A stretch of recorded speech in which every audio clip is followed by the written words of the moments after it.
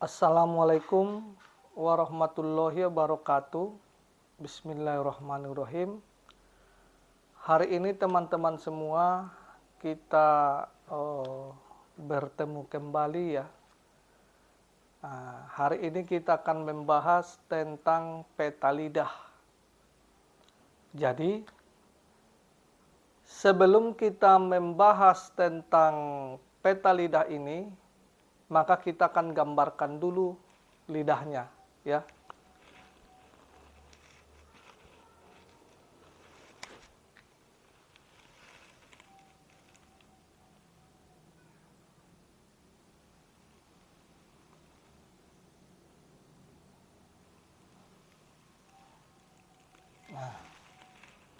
Kira-kira beginilah ya, begini gambar lidah. Coba.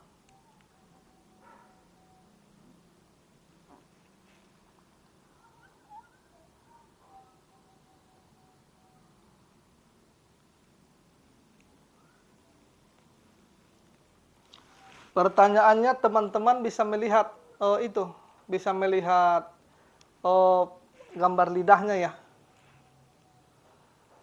Jadi sebelum kita masuk ke gambar lidah ini, maka sebaiknya kita harus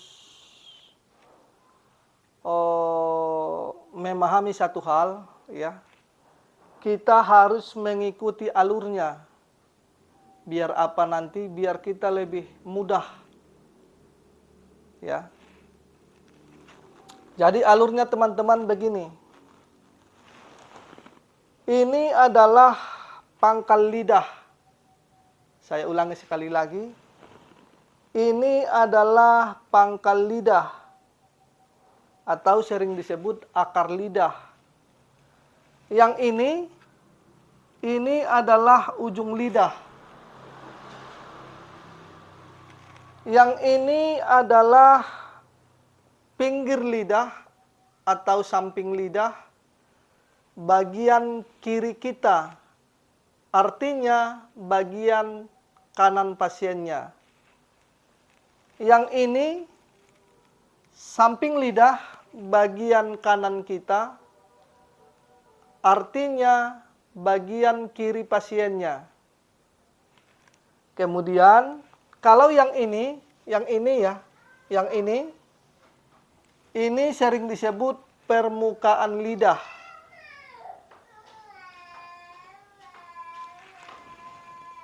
Kalau semuanya ini sering disebut badan lidah atau banyak orang yang mengatakan tubuh lidah. Ya. Saya ulangi teman-teman sekali lagi. Kita ini sedikit ya.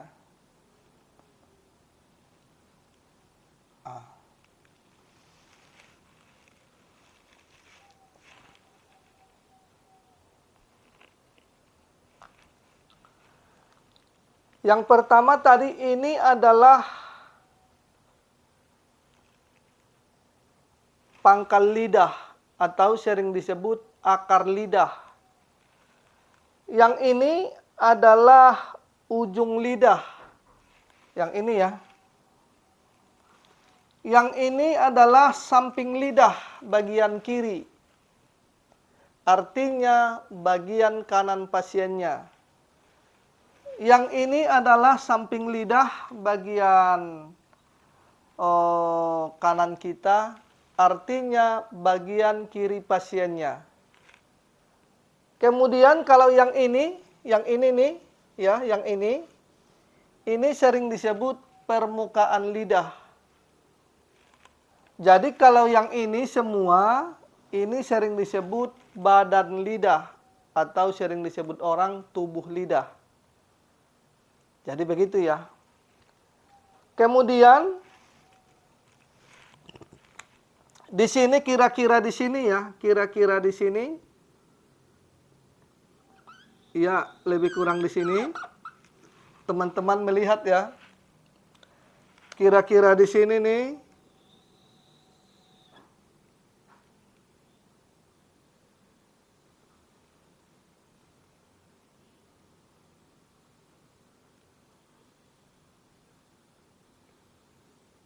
Ya.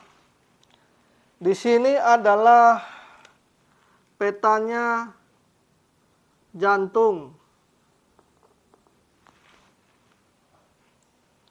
Kemudian di atasnya kira-kira di sini,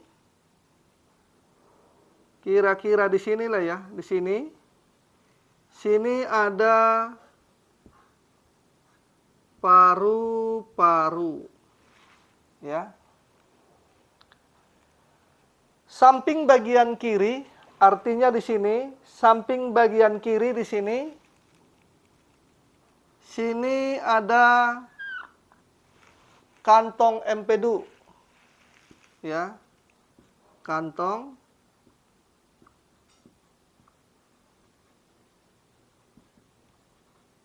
empedu. Samping bagian kanan di sini, ya di sini ada liper. Liper.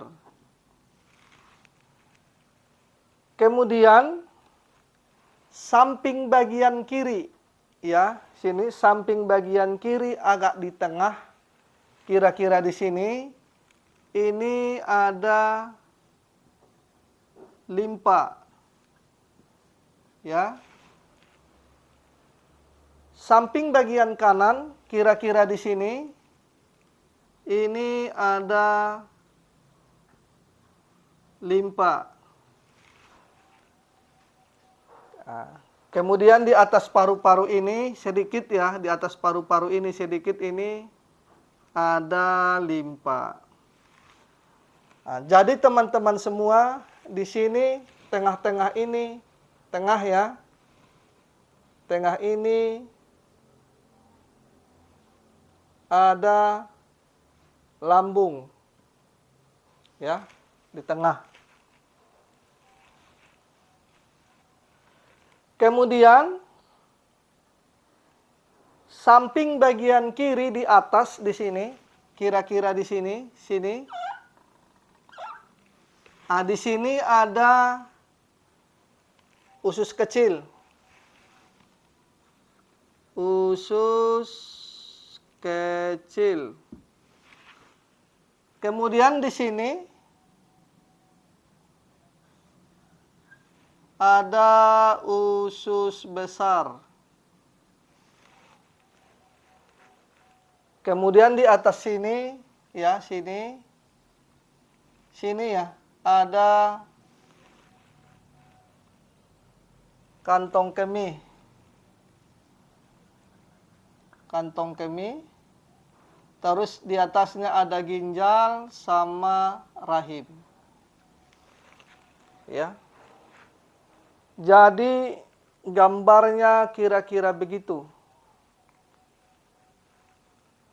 Ini mohon maaf teman-teman semua nih, ini gambarnya kurang besar atau kurang atau terlalu kecil? Cukup ya? Kalau contoh kalau ini kurang besar, maka gambarnya kita besarkan lagi, nggak apa-apa. Cukup ya, cukup. Ya. Kemudian teman-teman semua, seperti pembahasan kita yang kemarin, kalau kita ingin membahas tentang peta lidah, berarti peta lidah itu difungsikan untuk yang pertama, menggambarkan lidah itu sendiri. Yang kedua, peta lidah itu difungsikan untuk menggambarkan materi yang ada di dalam tubuh. Nah, peta lidah itu juga difungsikan untuk menggambarkan suasana yang ada di dalam tubuh. Kemudian, peta lidah itu juga difungsikan untuk menggambarkan cita rasa yang ada di lidah, rasa makanan, minuman, dan obat-obatan, dan sekaligus nanti kaitannya dengan otak itu sendiri. Jadi kita tulis dulu ya, biar nanti tidak lupa. Jadi, peta lidah itu difungsikan untuk yang pertama tadi, menggambarkan lidah itu sendiri.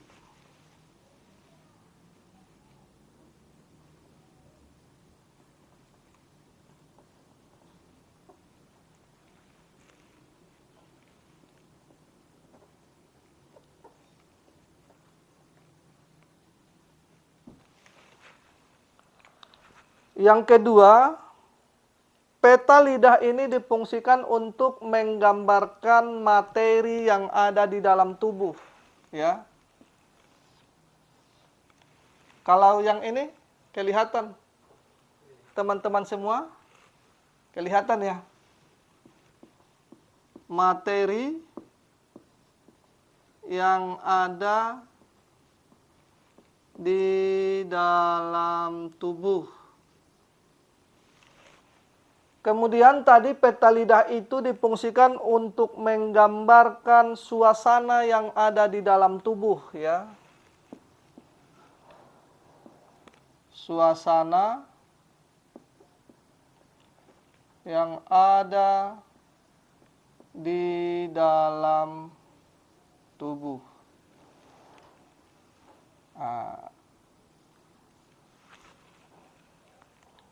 Peta lidah ini juga difungsikan untuk menggambarkan cita rasa yang ada di lidah. Cita rasa yang ada di lidah. Rasa makanan dan minuman. Rasa makanan dan minuman, dan sekaligus obat-obatan, ya.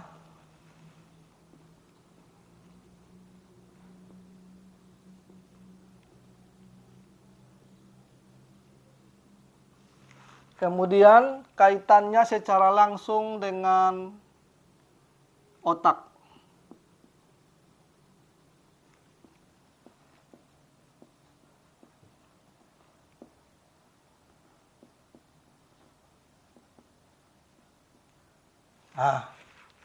Udah ketemu ya polanya ya. Saya ulangi sekali lagi.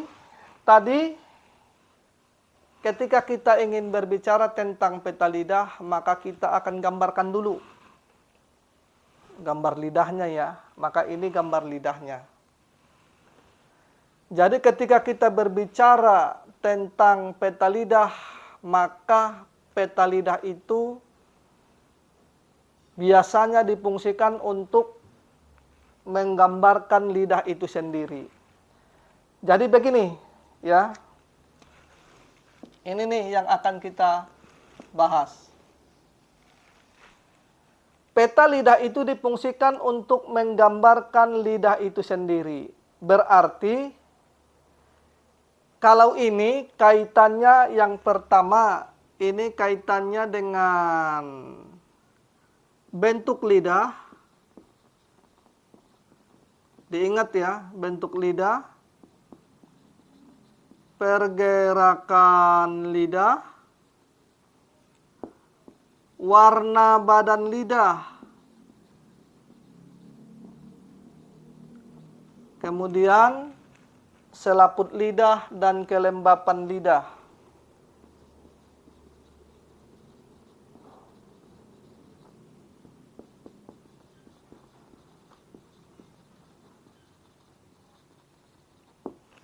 Saya ulangi sekali lagi teman-teman, karena nanti takutnya ada yang tulisannya kurang jelas ya. Peta lidah itu difungsikan untuk menggambarkan lidah itu sendiri. Berarti ini kaitannya dengan bentuk lidah, pergerakan lidah, warna badan lidah, selaput lidah, dan kelembapan lidah. Kemudian, peta lidah itu difungsikan untuk menggambarkan materi yang ada di dalam tubuh. Nah, kalau yang ini kaitannya dengan darah, cairan, energi, dan saripati. Kita tulis dulu ya. Kaitannya dengan darah, cairan, energi, terus Saripati. Kemudian peta lidah itu juga difungsikan untuk menggambarkan suasana yang ada di dalam tubuh. Nah, kalau yang ini berarti kaitannya dengan panas, dingin, lembab, kering, dan dahak. Ini kaitannya dengan sifat ya. Berarti panas, dingin, lembab, kering. Kemudian satu lagi ada dahak. Cita rasa yang ada di lidah, rasa makanan, minuman, sekaligus obat-obatan, kaitannya nanti secara langsung ke otak. Nah, kalau yang ini nanti belakangan aja kita bahas ya. Cita rasa yang ada di lidah, nanti ada rasa manis ya. Ada rasa pahit, rasa asam, terus ada rasa asin, kemudian ada rasa tawar ya. Nah, ini nanti bisa kita bahas ya. Belakangan aja. Udah ya. Kemudian begini teman-teman semuanya. Berarti hari ini kita bahas bentuk lidah, pergerakan lidah, warna badan lidah, selaput lidah, dan kelembapan lidah. Kemudian darah, cairan, energi, dan saripati. Satu lagi, panas, dingin, lembab, kering, dan dahak. Untuk cita rasa yang ada di lidah, rasa makanan, minuman, dan obat-obatan, kaitannya secara langsung ke otak itu nanti belakangan. Ya, biar nanti tidak membingungkan. Kemudian teman-teman begini, ini ada satu gambaran ya. Ketika kita bertanya kepada si A, Pak, mohon maaf, bagaimana sih caranya membaca peta lidah itu? Maka nanti si A akan menggambarkan bagaimana caranya membaca peta lidah. Nah, menurut pemahaman dia sendiri. Terus menurut teknik membaca lidah itu secara sederhana menurut dia sendiri ya. Kemudian ketika kita bertanya kepada si B, mohon maaf Bapak, bagaimana sih caranya membaca peta lidah itu? Maka nanti dia akan menggambarkan peta lidah itu, terus dia akan membacanya menurut dia sendiri. Kan? Nah, bagaimana caranya membaca peta lidah itu menurut pendapat dia. Kemudian satu lagi teman-teman, ketika kita bertanya kepada si C, bagaimana caranya membaca peta lidah itu, maka si C akan mengatakan, begini loh cara membaca peta lidah menurut saya sendiri. Terus saya caranya begini untuk memudahkan saya memahaminya. Artinya kita bertanya kepada si A, si B, dan si C itu tidak sama cara membaca lidah. Dan yang ingin kita bahas juga hari ini adalah peta lidah. Dan mungkin ini juga tidak sama dengan pembahasan teman-teman yang pernah belajar ya. Ini juga nanti akan berbeda. Tetapi kita ini membahas tentang peta lidah, menggambarkan tentang peta lidah. Menurut saya sendiri, bagaimana caranya, polanya yang mudah saya rasakan. Artinya nanti teman-teman ini polanya bisa dirubah.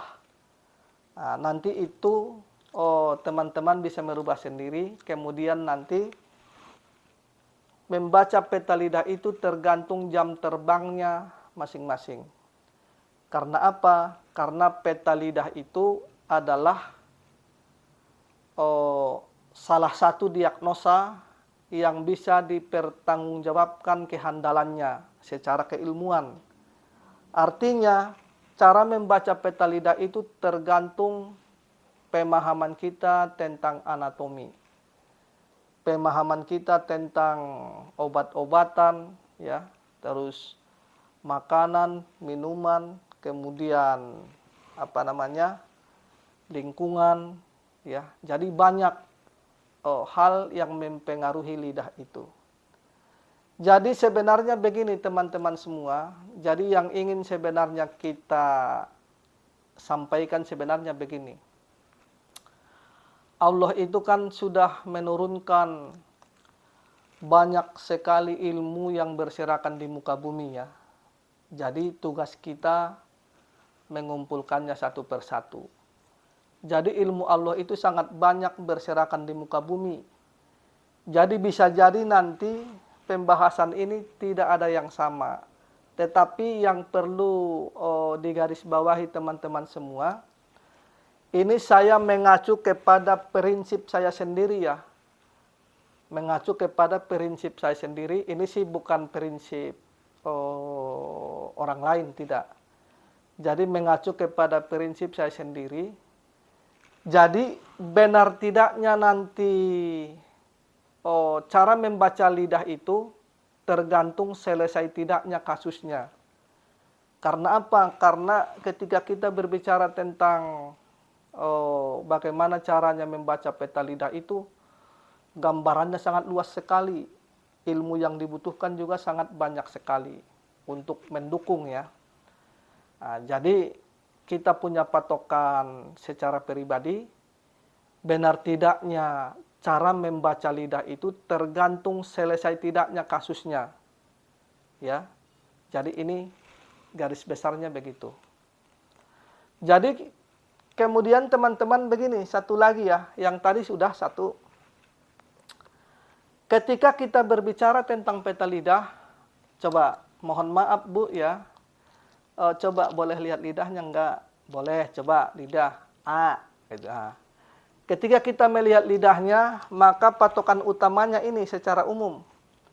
Bentuk lidah, pergerakan lidah, warna badan lidah, selaput lidah, dan kelembapan lidah. Kemudian kaitannya darah, cairan, energi, saripati, panas, dingin, lembab, kering, dan dahak. Nah, ini biasanya dibacanya satu kesatuan dan tidak bisa dipisah-pisahkan. Nah, kemudian satu lagi begini teman-teman semua. Antara cara membaca bentuk lidah, pergerakan lidah, warna badan lidah, selaput lidah, kelembapan lidah ini juga nanti cara baca itu tidak urut. Contoh, ada orang ketika dia disuruh baca lidah, maka dia lihat pertama bentuk lidahnya. Ada orang ketika dia disuruh baca lidah, maka yang dilihat dulu pergerakan lidahnya. Baru dia lihat bentuk lidahnya, warna badan lidahnya, kelembapan lidahnya. Ada orang disuruh baca lidah, yang dilihat itu badan lidahnya atau warna badan lidahnya. Artinya beda orang itu beda cara membacanya. Nah, kira-kira begitu gambarannya ya teman-teman semua. Tapi intinya sih cara membaca peta lidah itu secara umum, secara garis besar ini harus satu kesatuan. Tidak bisa dipisah-pisahkan ya. Hari ini yang akan kita bahas dulu. Bentuk lidah, pergerakan lidah, warna badan lidah, selaput lidah, dan kelembapan lidah. Maka kita mulai dulu dari kelembapan lidahnya, ya. Kelembapan lidah itu mencerminkan keadaan cairan di dalam tubuh. Jadi, kalau lidah penderita putih pucat, hijau atau ungu, kemudian biru, merah muda, merah tua, kita harus memeriksa kelembapannya. Nah, kita tulis dulu ya, biar nanti tidak lupa. Kalau lidah penderita putih pucat ya, putih pucat. Kemudian tadi hijau. hijau atau ungu. Kemudian biru. Kemudian merah muda, merah, merah tua, kemudian merah ungu. Ya. Saya ulangi sekali lagi teman-teman semua. Kelembapan lidah. Ya. Kelembapan lidah ini menggambarkan cairan di dalam tubuh. Jadi kalau lidah penderita itu putih pucat, hijau atau ungu, biru, merah muda, merah, merah tua, merah ungu, kita harus memeriksa kelembapannya. Lidah yang normal itu ialah lidahnya itu agak lembab, ya. Diingat, lidah normal itu ialah lidahnya agak lembab. Ini mencerminkan keadaan organ di dalam tubuh. Artinya apa? Artinya sirkulasi darah, sirkulasi cairan, sirkulasi energi itu masih dalam kondisi baik-baik saja. Nah, ini yang pertama. Jadi lidah yang normal itu harus agak lembab. Ini mencerminkan bahwa materi yang di dalam tubuh itu masih berjalan dengan normal. Kemudian fungsi transportasi dan transformasi cairan di dalam tubuh itu masih berjalan dengan baik. Ya. Bila lidah itu terlalu basah, ini menunjukkan bahwa panas dan energi itu tidak bisa mentransportasi cairan itu di dalam tubuh. Sehingga ini yang menyebabkan cairan itu menumpuk ya. Nah, ini nanti yang menyebabkan timbulnya lembab bersifat dingin. Kemudian bila lidah itu terlalu kering, nah, ini menunjukkan bahwa adanya panas di dalam tubuh. Nah, ini nanti panas ini tergantung ada selaputnya atau tidak. Ya. Nah, karena apa? Karena selaput ini nanti bisa dibagi 3. Ada selaput lidah putih, selaput lidah kuning, kemudian ada juga selaput lidah hitam ya, atau ungu kehitam-hitaman. Kita tulis dulu ya. Jadi selaput lidah ini nanti bisa dibagi 3. Yang pertama ada selaput lidah putih. Selaput lidah putih. Yang kedua ada selaput lidah kuning. Yang ketiga ada selaput lidah abu-abu kehitaman.